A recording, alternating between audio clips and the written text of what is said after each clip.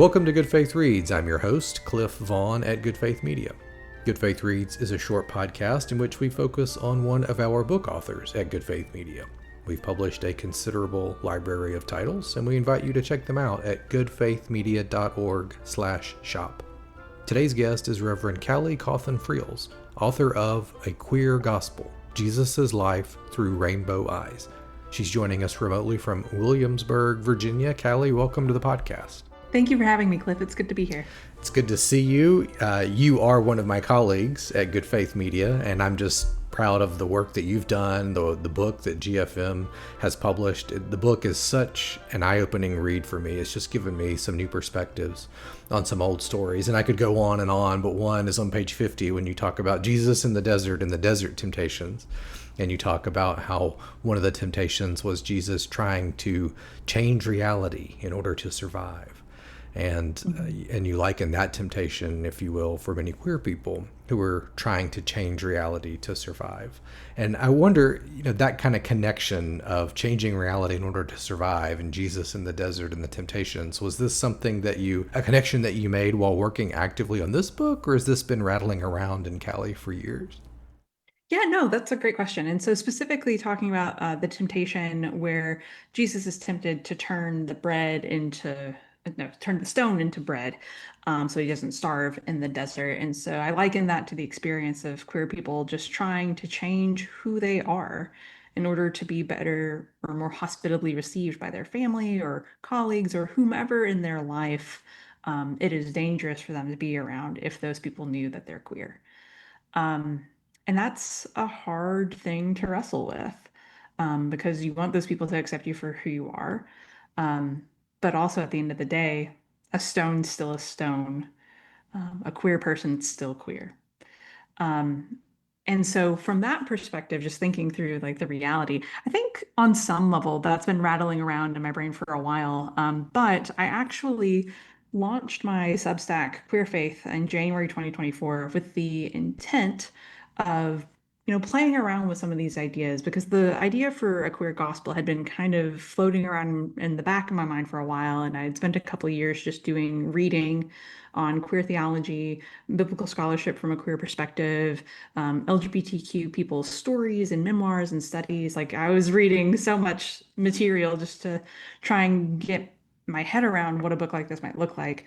And so I launched Queer Faith in 2024 to just kind of practice articulating these things. Um, and it was during Lent, the RCL passage that day was about Jesus in the desert. And I was sitting with it, and it just kind of dawned on me that that's kind of what that experience was like. So, like, yes, the idea preceded the book ish, but it was because I was trying to figure out how can queerness offer opportunity for us to better understand some of these perplexing moments in Jesus's life. Yeah. So. Well, the perspective that you bring throughout the book, as I said, the book just blew my mind, and I could go on with examples that did such, but I think my eyes were opened, and you nailed why they were opened by what you wrote on page 6. And you said, and I'll quote, "The challenge with learning to connect with Jesus is that for the majority of history, straight cisgender men have been in charge of telling his story. They have decided which parts of Jesus' story get the most attention," end quote. And so the obviousness of that statement is really important for me to sit with, and I appreciated it.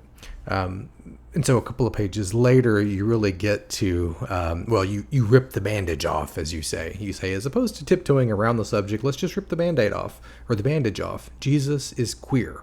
And so tell us, what do you mean by that and not mean by that? Yeah, absolutely. So I guess I'll start with what I don't mean by that. I don't necessarily mean by that Jesus was in a same-sex relationship. There are plenty of biblical scholars who do argue that, particularly in the Gospel of John, when it's mentioning the beloved disciple or the one whom Jesus loved. There are some scholars who argue that that was Jesus' gay lover. And I'm not against that. I'm also just not sure there's enough evidence in the text to support that. But when I say Jesus was queer, I do absolutely mean that the way he lived his life subverted the cultural norms of his time. Some of that was through how he lived as an adult. From what we see in the text, it does not appear that he took over his father's job, did not follow in those footsteps, certainly was not married in his 30s, which would have been considered a little weird that he hadn't started having a family or having kids, leaving a legacy behind. So all of that absolutely would have been considered queer in the sense that it didn't fit what this society dictated a normal family unit looked like. Um, I do also think there's some interesting narrative around what any kind of platonic or romantic relationships for Jesus may have looked like. One thing I do argue in the book is, let's say that all these people who said Jesus never had a sexual experience, he was celibate, blah, blah, blah, let's say they're all right. But what if it wasn't because he made the dedicated decision to be celibate? What if he was just asexual or aromantic, and just generally didn't experience those feelings? And I think that opens a new realm of possibility for one, how we can better understand a demographic within the LGBTQ plus community that is often overlooked, erased, considered broken because they aren't, quote, experiencing the right feelings, end quote. Um, and how their lived experience might offer us a better way to understand Jesus' own lived experience.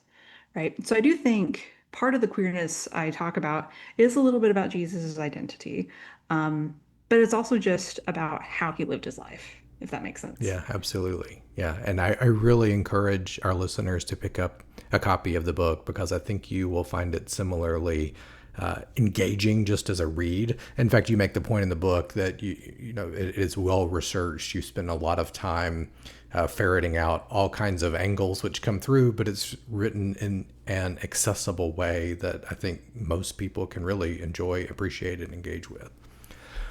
One of the things listeners can expect from the book is just you sharing some personal stories of your own journey as a queer person. And some of them, many of them, are just hard to read. And I say that just as the reader. Obviously didn't live them, but they are hard to read. And I guess they're hard for a variety of reasons.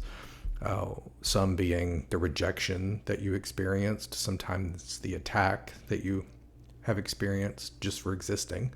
And yet you seem to hold out hope that a relationship can be salvaged, which to me seems like a Jesus-y kind of thing to do. But I still wrestle with what should be the lessons of these tragic stories or tragic parts of these stories and the human cruelty that's sometimes on display.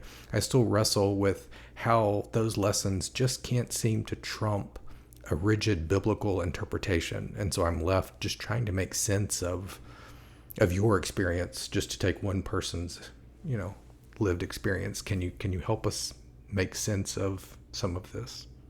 Yeah, and I think, as someone who came from a more conservative evangelical background in my adolescence and in college, absolutely, um, fear has a lot of weight with people when you hold the fear of burning in hell for eternity over them. So it's just like if you are told that you have to believe these hateful things about other people, these discriminatory things, these awful othering things about people in order to preserve safety for your afterlife, people are going to run with that. Unfortunately, there was an author who I'm torn between wanting to name her to shame it a little bit, and wanting to not name her in order to make her anonymous. But she says in a book she released a couple of years ago, when asked the question of your trans kid, um, should we like want our kid to be alive and trans or,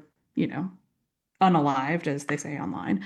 And she said that parents should respond to that with, we should all aim to be dead to sin and alive in Christ. And I think that really just underscores how deep that ideology goes, that not only someone could say that and feel comfortable saying it, but then have their work endorsed by like the Family Research Council and other more conservative entities. Um, I've opted to leave her nameless. But in terms of how that, plays to my own story, how do we make sense of these things? How do we let people's stories impact us? Um, and how do we still hold out hope? I think for me, and for many other queer people who may respond to this question similarly, Um, I take a lot of confidence knowing that those really hard parts of my story aren't the sum of my story.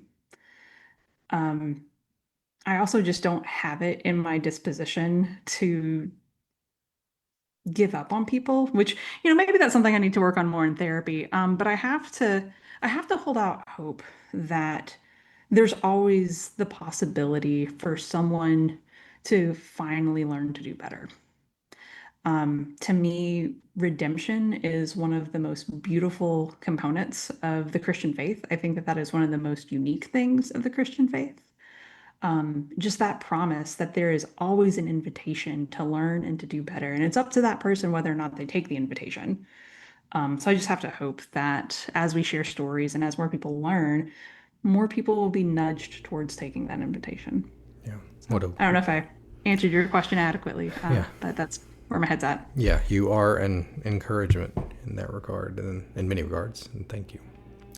On page 182, picking back up the ways in which the book gets at the notion of queer, and I mean it's called a queer gospel, but on page 182 you write, questioning is at the core of what it means to be queer. And so I wonder if you could say a bit more about that and connect questioning to the life of Jesus. Yeah, I think at its core, questioning is subversive, right? And that's something that's within us even as we're kids, right? Like a parent tells us, "Oh, no, you can't touch the stove." And the kid asks, "Well, why?" And fair. When we're learning these things, we need these explanations. But I do think as we get older, the questions we ask are much more serious and more critical. Why have we only ever done things this way? Why haven't we tried to do something different? And so I think at its core, queerness and questioning are hand in hand because they both have this subversive element to it. I also think questioning is kind of at the core of who Jesus is, partially because of his own subversive nature and partially because of the religious culture he grew up in. One thing that I think Christianity as a whole could really stand to go back to our roots in looking at our Jewish friends, our Jewish neighbors, is the concept of midrash, where these rabbis would come together and they would examine a text together and they would debate over it and ask questions and push back against each other and push back against the text, not in order to change each other's minds, but for the sole purpose of leaving that conversation with a much richer understanding of whatever text they've been looking at. So just kind of imagining what Jesus might have been like in those circles and asking those questions and pushing back against colleagues. That all just kind of seems a natural part of who he is. We'll be right back with more Good Faith Reads.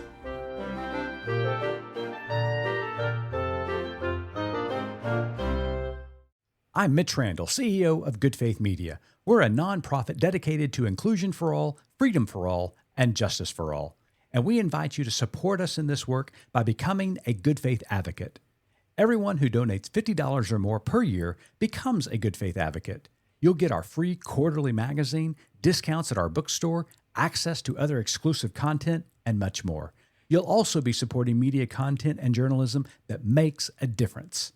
Consider becoming a Good Faith Advocate today at goodfaithmedia.org.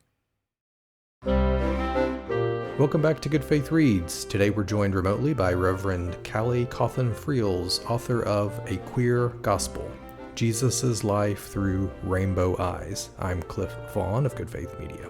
Callie, can you talk a bit about your writing process? What works for you, what's challenging, and so forth? Because we have listeners who are considering writing a book or are themselves working on one, and they enjoy hearing from other authors. So what can you tell us about your process?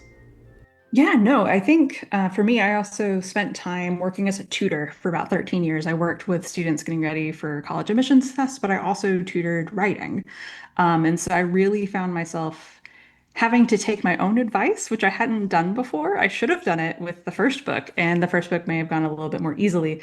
But one thing that I told my students all the time was you can't edit something that doesn't exist. It's not going to be perfect the first time you put it out, but if it doesn't exist, there's nothing you can do with it. So really having to get over my own perfectionism tendencies and just get something on the page. It would also be remiss of me not to mention 3 Minute Ministry Mentor and the work that Eileen Campbell Reed does. participating in the writing table that they do, it's a virtual writing group, was absolutely instrumental. There's something about writing in community with people, even if you're just on a Zoom screen that you've all turned your cameras off, knowing that other people are there working as well and rooting for you as you do your work.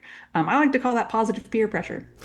So logging on and doing some work with them, either on Friday mornings or when they would do some mini retreats sometimes. That was incredibly helpful. And Eileen is so great at structuring the time and including intentional breaks to give our brains a chance to just breathe, because that's important as well. So that was a big part of my writing process is intentional breaks, mapping out what I wanted to look at next, and also just letting the words come. Another writer that we are both very fond of, Starlett Thomas, and I have talked about how, words have minds of their own, and they're going to come when they're going to come. Like you can prepare for them to come, you can do the research, you can do the outlining and whatnot, but ultimately the words are going to come when they're going to come. And so just being willing to jot down an idea, knowing I'm not going to be able to flesh it out until later, was something I had to get comfortable with too. Yeah, in a recent interview with another author, he essentially answered the same way, that he had to get over his own tendencies towards perfectionism and just get something down and then work on making it better. Yeah. Some of my favorite parts of the book are your sections on chosen family.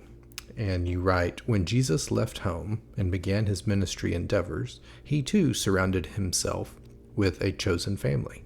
He identified people who didn't quite fit the system they were born into and called them to create something better, end quote. So could you talk a little bit more about chosen family in queer experience and in the Jesus story?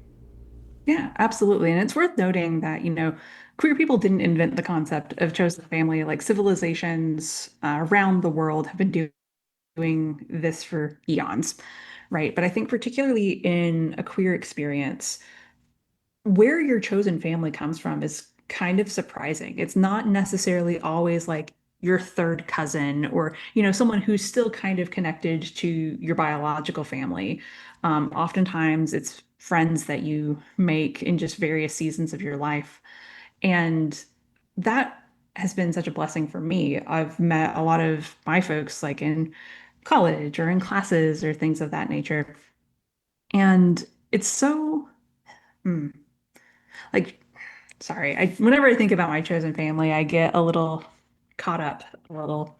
But in her book, uh, All About Love, Bell Hooks mentions in one of the chapters how oftentimes when we're children, we are taught not to value relationships above those in our family, because they're our blood, right? Like they're folks that we have to be connected to. But it is often in the relationships with friends that we first experience unconditional love. And the first time I read her book, I had to put that book down for like 3 days after reading that line, just because it hit so true. And I think that's the case for a lot of queer people. It is sometimes in these contexts that for the first time they experience what relationship looks like free of judgment. That's not to say all of these friendships are perfect for anybody. Like we're all human, we make mistakes, we mess up, all that good stuff. But it's just because the stakes are lower in a way, the payoff is greater. Um, when I think about my chosen family, we have been there for each other through some really highs and some really low lows. But I can't picture who else in my life I would want to do that with. And so when I think of Jesus and his story, you know, there are plenty of Bible scholars who talk about how he had many more than 12 disciples, but for whatever reason, the 12 men that are named are the ones that are named. And so I have to believe that that's for a reason. Even Judas, who ended up betraying Jesus in such a dramatic fashion, I have to believe that there was some rhyme or reason to why those 12 men, and the three who joined Jesus in the Transfiguration, there had to have been some kind of deep connection there that Jesus trusted them with something he didn't even trust his mother or father with.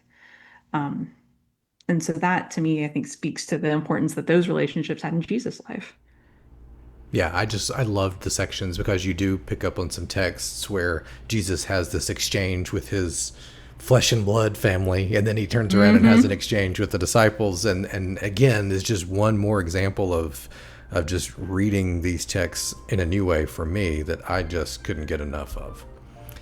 An important note to all of our listeners: we at Good Faith Media are always accepting book proposals. Our authors engage with an experienced team of editors, designers, and marketers to produce and sell books on a variety of topics. If you have a book proposal you'd like to run by us, head over to goodfaithmedia.org for more information. That's goodfaithmedia.org. I can't recommend the book enough. There's all kinds of stuff you write about parables as coded language. You're talking about layered grief. You just mentioned Judas, but you talk about the idea of betrayal in queer experience and Jesus' experience with betrayal. You're mentioning Judas and Peter, so much more. But in the interview, Callie, would you just read a favorite passage of the book? And it can be a favorite. It can be just a favorite today, and maybe tomorrow's favorite would be different. But read us a passage and tell us why you chose it, please. Absolutely. And it's like trying to pick a favorite child. Yeah. So I'm going to read a little bit from a section of chapter 1. And for me, this is where we really start to see how various elements in queerness can offer an explanation for some aspects of Jesus' ministry that maybe we haven't fully understood, primarily because of who was teaching us about it. So this for me was first an article that I wrote for Good Faith Media a long time ago. It was like back in 2021, I think. And then I just took some themes from that for this. So this is from chapter 1, where I discuss the birth narratives. And the subtitle is Bonus, the Word Became Flesh. The Gospel of John is a unique gospel because it doesn't contain a traditional birth narrative. The book starts with beautiful poetry reminiscent of the first creation myth in the book of Genesis, followed by a fully grown Jesus ready to hit the ground running, doing miracles left and right. What the Gospel of John gives us is the birth of someone different, the birth of a drag queen. Drag allows performers to embrace and showcase qualities of themselves that they normally hide in order to better understand a different perspective on life.